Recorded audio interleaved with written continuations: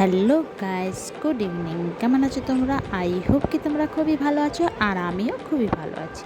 তো এই যে মিষ্টিটা দেখছো, আজকে একটা ব্রেড দিয়ে একটা মিষ্টি বানাবো।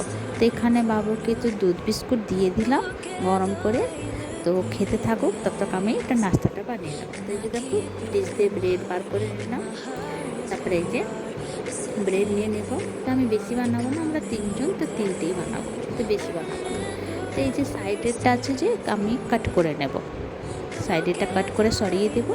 তো এই যে দেখো, আমি কাট করে নিলাম। তারপরে এই যে আমি বেলে নেব, একটু পাতলা পাতলা করে আমি বেলে নেব।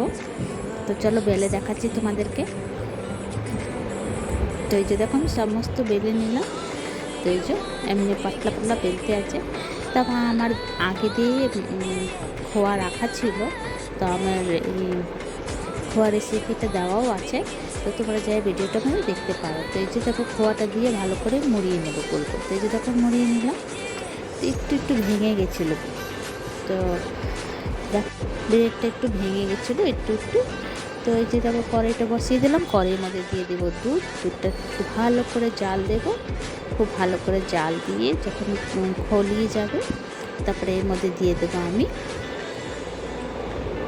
1 প্যাকেট পাউডারের দুধ। তো এই যে গুঁড়ো পাউডারটা দিয়ে দিলাম। তো দিয়ে ভালো করে মিলাবো আর একটু ঘন করব। তারপরে এর মধ্যে দিয়ে দেবো একটু কনডেন্সড মিল্ক। তো এই যে দেখো, এই যে তো কনডেন্সড মিল্ক দেওয়ার আগে আমি একটু চিনি দিয়ে দেবো। চিনি দিয়ে ভালো করে একটু জাল দেব, একটু নাড়াচাড়া করব। তো এই রেসিপিটা তোমরা একবার বানিয়ে, খুবই টেস্টি লাগে, খুবই ভালো লাগে। তো এর মধ্যে দিয়ে দিচ্ছি আমি 2 চামচ কনডেন্সড মিল্ক, আর ভালো করে জাল দিয়েছি। জাল দিয়ে তো দেখো আমার জাল হয়ে গেছে, ঘন হয়ে গেছে দুধটা।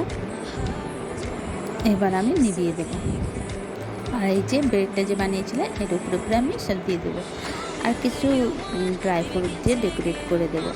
তো তোমাদেরকে ভিডিওটা কেমন লাগলো, ভালো লাগলো প্লিজ লাইক, শেয়ার, কমেন্ট করো, সাবস্ক্রাইব করে দিও। আবার নতুন ভিডিওর সঙ্গে দেখা হবে। তো ভালো থেকো, সুস্থ থেকো, একবার বানিয়ে জরুর খেও। Bye bye, take care.